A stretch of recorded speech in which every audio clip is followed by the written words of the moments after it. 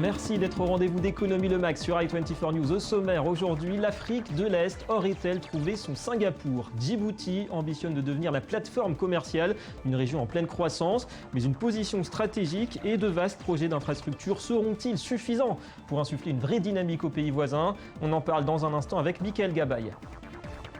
Et puis également au programme Gaza, moins 15% pour le PIB l'an dernier et un taux de chômage supérieur à 40%. Gros plan sur une entreprise informatique qui obtient des résultats malgré le marasme économique. Les embauches se poursuivent, les candidatures, vous le verrez, affluent par centaines. Rendez-vous tout à l'heure.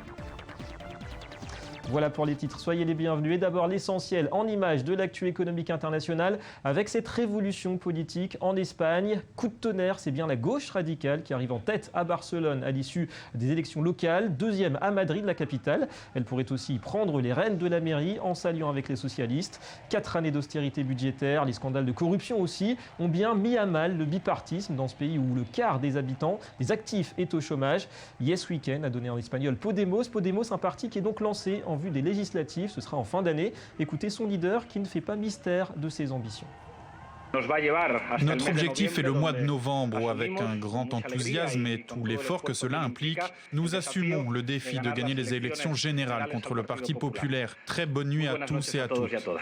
C'est une honte. Mes 3 petits-fils qui sont à l'étranger ne peuvent pas voter. L'un est en Dublin, l'autre est en France. Ils n'ont pas le choix. Il n'y a pas de travail ici. Un autre est sur le point de finir l'université et se prépare à partir aussi. Nous verrons si nous pourrons résoudre ce problème. Les actuels dirigeants doivent partir et laisser la place à d'autres. Un scénario en Espagne qui rappelle évidemment ce qu'a vécu la Grèce en début d'année. 4 mois après son accession au pouvoir, le parti Syriza n'est pas encore parvenu à remettre la dette du pays sur les rails. Athènes a officiellement annoncé hier ne pas pouvoir rembourser 1,6 milliard d'euros prêtés par le FMI. Alors est-ce un moyen pour les autorités de peser sur les discussions avec leurs créanciers? En tout cas, les conséquences d'un défaut pourraient être lourdes. Le ministre des Finances évoquait hier l'hypothèse d'une sortie de la zone euro. It is indeed, as you put it, catastrophic. Quand vous êtes dans une union monétaire, en sortir est catastrophique. Nous ne disposons pas d'une monnaie arrimée à l'euro, nous avons juste l'euro. C'est comme avoir une monnaie étrangère comme devise. Essayer d'en sortir équivaut à annoncer 10 mois à l'avance une dévaluation. Ce serait un désastre pour tout le monde, principalement pour la Grèce, mais aussi le début de la fin du projet de monnaie commune en Europe. L'actu écho au Moyen-Orient avec une réunion ministérielle dimanche à Doha du Conseil de coopération du Golfe et de l'Union européenne. Outre les enjeux sécuritaires et la menace djihadiste, les discussions portaient sur le projet de libre-échange entre Bruxelles et les 6 pays du CCG, Qatar, Arabie Saoudite, Émirats, Bahreïn, Oman et Koweït. Alors projet qui a mis du temps à se dessiner mais désormais en bonne voie d'après les deux parties. Les négociations sont entrées dans leur étape finale. Nos échanges commerciaux ont augmenté de façon incroyable, de plus de 120% depuis 2004 pour atteindre 150 milliards d'euros l'an dernier. Nous allons continuer à chercher des moyens d'approfondir davantage nos relations commerciales. Et dans le même temps, la Jordanie accueillait une session du Forum économique mondial pour le Moyen-Orient et l'Afrique du Nord. Objectif, promouvoir la croissance et le développement malgré les conflits, avec un accent porté cette année sur le chômage des jeunes qui a frôlé les 30% dans la région. En parallèle, Amman a annoncé avoir signé pour 7 milliards de dollars de projets d'investissement. Nous parlons d'investissement dans les secteurs de l'eau et de l'éducation. D'autres secteurs sont concernés, comme les technologies de l'information, et il y aura davantage de projets ciblant ce secteur. Nous parlons aussi du transport et des énergies renouvelables, avec de nombreux projets à venir. Et puis des images d'une mobilisation qui a animé le week-end, la marche mondiale contre Monsanto. De Paris à Los Angeles, de Santiago à Ouagadougou, c'est par milliers, vous le voyez, que les adversaires du géant agrochimique ont défilé dans les grandes métropoles. Un message, non à l'industrie des OGM et des pesticides, oui à une alimentation saine et durable et surtout à la traçabilité. Écoutez ce témoignage recueilli à Rio. Les Brésiliens ont besoin de terre pour planter afin de survivre. Parce que quand vous plantez vous-même, vous avez votre propre nourriture et vous n'avez pas besoin d'acheter. Mais quand vous achetez des produits OGM, ça provoque le cancer. Or, Monsanto a aussi des parts dans des groupes pharmaceutiques qui vendent des médicaments contre ces mêmes cancers. On évoque à présent une disparition. Les hommages affluent du monde entier pour saluer la mémoire du prix Nobel d'économie 1994, le célèbre John Nash, qui s'est éteint hier à 86 ans. Un accident mortel de taxi qui a aussi coûté la vie à sa femme. Alors en ligne avec nous, Thibaut de la Baronnière depuis Paris. Bonjour Thibaut. Bonjour David. Alors John Nash qui avait fait l'objet d'un film, on le sait, un homme d'exception, Russell Crowe d'ailleurs pour l'incarner. On lui doit notamment une immense contribution à la théorie des jeux. C'est un peu l'homme qui a remis en cause la notion de main invisible, la fameuse notion d'Adam Smith. Exactement, il avait en fait apporté au modèle d'Albert Tucker qui avait théorisé le théorème des prisonniers. Il avait apporté le modèle de l'équilibre, considérant que chaque personne dans le modèle pouvait considérer sa position satisfaisante et donc que le jeu pouvait quand même être à somme non nulle et que tout le monde pouvait être content. Ouais. Et ces travaux ont, d'après vous, encore un bel avenir pour les théoriciens de l'individualisme en matière économique ? Oui, en l'occurrence, dans le secteur économique, on n'a toujours pas trouvé mieux pour caractériser les décisions personnelles des différents acteurs économiques. Et puis, ça a été complété plus récemment par Robert Axelrod sur les systèmes de coopération qu'il a mis en place à partir des théorèmes de décision d'Albert Tucker. Un modèle de coopération donnant-donnant. Merci beaucoup Thibaut de la Baronnière pour ces éclairages. Et direction la Corne de l'Afrique, une zone dont on connaît l'importance stratégique entre océan Indien, péninsule arabique et mer Rouge. 25 000 navires y passent chaque année, 12% de la production mondiale de pétrole brut. Et au carrefour de ses intérêts, eh bien, la petite république de Djibouti entend tirer profit de son positionnement. Son port sert déjà de base militaire à l'armée américaine, à la Chine sans doute aussi bientôt. Mais ces derniers temps, eh bien, c'est son potentiel commercial que Djibouti souhaite davantage exploiter. On regarde d'abord ce reportage. Longtemps considéré comme simple poste militaire, Djibouti, petit pays de la Corne de l'Afrique, veut faire fructifier sa position stratégique.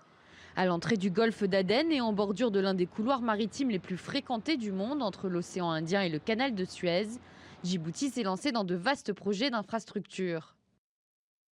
On a toujours dit que Djibouti était la terre de rencontre et des échanges. Je pense que ce terme nous va vraiment. Et là, on est en train de prouver, on est en train de faire le schéma de Dubaï, même de Singapour. Pour l'instant, les ports du pays desservent essentiellement l'Éthiopie et ses 90 millions de consommateurs, mais l'ambition est de s'étendre à l'ensemble du continent. Ici, une entreprise chinoise travaille sur la construction d'un nouveau chemin de fer reliant la capitale d'Éthiopie, Addis Abeba, à Djibouti. Avec ses développements maritimes et terrestres, le pays souhaite se positionner comme la porte d'entrée de l'Asie vers l'Afrique, à commencer par le marché commun de l'Afrique orientale et australe, COMESA. Sur 17 pays enclavés dans le continent, nous avons 10 dans la zone COMESA avec 400 millions d'habitants. Donc ces pays-là ont besoin d'infrastructures maritimes portières pour commercer avec le reste du monde. Au total, 14 projets d'infrastructures pour un montant estimé à 14,4 milliards de dollars sont en cours, essentiellement financés par des banques chinoises, des investissements colossaux pour un pays de moins d'1 million d'habitants. Avant le prêt, on prenait les banques mondiales, les institutions occidentaux, des prêts au et il y avait un certain contrôle. On disait, vous avez pris tel prêt, tel prêt, tel prêt, ce prêt-là, il n'est pas nécessaire. Vous avez mal géré, ce n'est pas nécessaire. Maintenant, avec les Chinois, on prend tout le prêt possible et à tous les projets, c'est eux qui gèrent, aucun contrôle. Le pari du gouvernement de Djibouti, c'est la forte croissance économique de l'Afrique pour espérer devenir un jour le Dubaï du continent.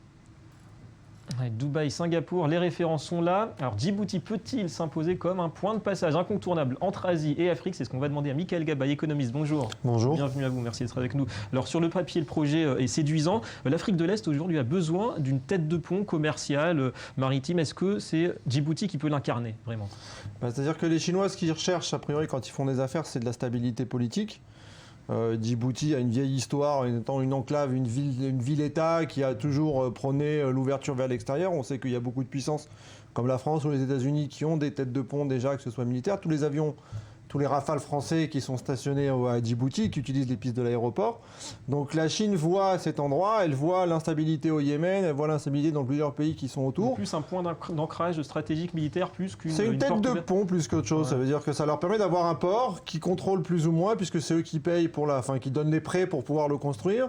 Ils ont un port qui est dans un endroit qui est stable politiquement, dans lequel ils peuvent arriver pour justement continuer leur expansion au niveau du continent africain. Okay. Alors la réussite d'un pays maintenant comme Djibouti, ça dépend forcément de la vigueur économique des voisins. Il y a l'Éthiopie, il y a la Somalie qui commence un petit peu à décoller, il y a le Soudan aussi avec son pétrole, le Soudan du Sud. Est-ce que c'est suffisant pour Non, à mon avis, les Chinois ne cherchent pas, ils ne regardent pas les petits. Quand ils regardent, c'est tout le continent qui les intéresse. Quand ils ont acheté le Pirée, enfin le port de Athènes il y a quelques années, c'était pas pour la Grèce. C'était pour voir l'Allemagne, pour voir la France, etc. Tous les pays importants au niveau de l'Europe. Mais encore une fois, ce sont des voies maritimes. On n'est pas loin, il faut se rappeler qu'on n'est pas loin du canal de Suez, etc. On est un petit peu à l'entrée, voilà. Ouais. Et donc toute cette région, elle est plutôt instable au niveau économique. Il y a beaucoup de pirates. Djibouti aussi, c'est la tête de pont des organismes anti-pirates pour toute cette région. Donc ça sert aussi la stabilité des voies maritimes. À mon avis, c'est plus ça que la Chine recherche. Stabiliser sécuritairement cette région, c'est trouver un point plutôt stable au niveau politique et pour pouvoir s'intégrer, rentrer dans tout le continent africain, à la fois exporter et à la fois rapporter, puisque ce sont les matières premières qui sont le plus importantes pour les Chinois en Afrique, le pétrole et les minerais. Et en affichant quelques mots, en affichant ces ambitions, est-ce que Djibouti ne se met pas un petit peu en concurrence avec l'Égypte au nord, Port-Soudan au sud, comme pôle d'attraction un petit peu économique? Bien sûr, mais c'est la règle aujourd'hui. Tout le monde fait du dumping. Il faut être le plus attractif possible, il faut montrer de la stabilité, il faut montrer des choses. On a bien vu que le canal de Suez, ça peut être problématique. L'Égypte n'est plus l'îlot de stabilité qu'elle était, le Yémen au passage, Daesh qui se promène dans le coin, qui peut renverser certains pays dans le truc. Tout ce qu'on a, Boko Haram et compagnie. Donc c'est vraiment des zones. Il y a une carte à jouer pour Djibouti. Merci beaucoup Michael Gabay pour ces explications. On s'intéresse à présent à la bande de Gaza, territoire où la récession a atteint 15% l'an dernier. Une société spécialisée dans la high-tech parvient à surnager dans cette crise et même à élargir sa clientèle à l'étranger. Du coup, ses offres d'emploi font recette et pour de nombreux jeunes, l'avenir passe désormais par la programmation. Anthony Lesme. Dans la bande de Gaza, Internet est le moyen de sortir des frontières. Unit One est une entreprise de sous-traitance et de développement d'applications web et mobiles pour des clients en Europe et au Moyen-Orient. L'entreprise a fait ses débuts il y a 10 ans. 2 ingénieurs en logiciel louent un petit local et commencent à bidouiller. Pour les fondateurs, coder est le moyen de passer au-dessus des mesures de blocus imposées par Israël. Avec le travail que nous faisons, nous avons réussi à ouvrir une brèche dans le blocus imposé à la bande de Gaza, en exportant et en offrant nos services dans le monde. Nous avons des gens qui sont compétents et qui ont l'expertise nécessaire pour développer des services dans le domaine de la technologie de l'information. L'entreprise compte 89 employés et la dernière vague de recrutement a sélectionné 10 personnes pour 400 candidats. Pas étonnant puisque le taux de chômage à Gaza est supérieur à 40%.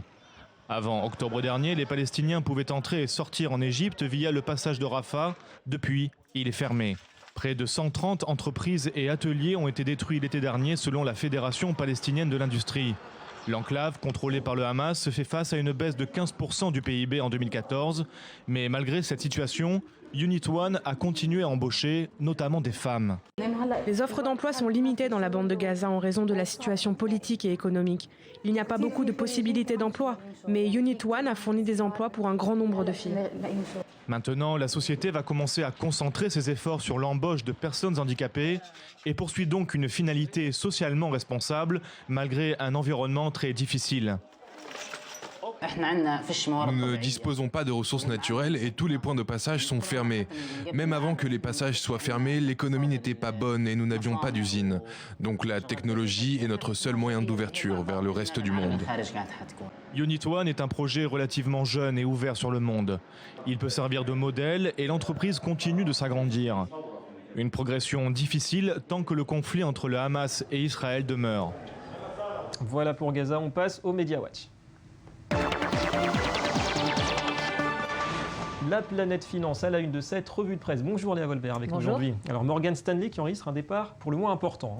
Exactement, c'est le départ remarqué de Ruth Porat, la directrice financière de Morgan Stanley. Elle quitte la multinationale américaine pour Google. Alors la banquière de 57 ans quitte tout de même son poste en beauté puisque la banque Morgan Stanley a réalisé au premier trimestre ses meilleurs résultats depuis 2007 avec 2,4 milliards de dollars de bénéfices. Celle qu'on appelle la femme la plus puissante de Wall Street est bien sûr très sollicitée. En 2013, elle avait avait déjà décliné l'offre de Barack Obama qui lui proposait le poste de sous-secrétaire au Trésor, mais elle est restée fidèle à son poste chez Morgan Stanley pendant plus de 28 ans pour finalement accepter l'offre de Google. Il faut dire que le géant américain s'est montré pour le moins accueillant. 70 millions de dollars en cadeau de bienvenue. Ruth Porat s'envole donc pour la Silicon Valley, le siège de Google. À partir de demain, elle sera aux commandes des 60 milliards de dollars de trésorerie qui sont dans les caisses de Google. Ouais, Google accueillant, c'est le mot effectivement. Alors on part, Léa, en Allemagne, prendre des nouvelles de la démographie allemande. Oui, c'est un article paru dans le quotidien allemand Die Welt. Aujourd'hui, un Allemand sur 5 a plus de 65 ans. Alors, conséquence directe, la société doit s'adapter, à commencer par les enseignes de grande distribution. De plus en plus de produits pour cette génération apparaissent sur le marché, avec par exemple les rollateurs, des déambulateurs à roulettes extrêmement en vogue chez les retraités allemands. Un marché déjà florissant qui a encore de belles heures devant lui, puisque selon l'Office statistique allemand, les personnes de plus de 65 ans représenteront un tiers de la population d'ici 2060. En effet, merci beaucoup Léa Volbert et à très bientôt. Voilà, c'est la fin de cette édition. Merci à vous d'avoir été avec nous. Économie Le Mag revient demain sur i24 News. Restez avec nous, l'information continue.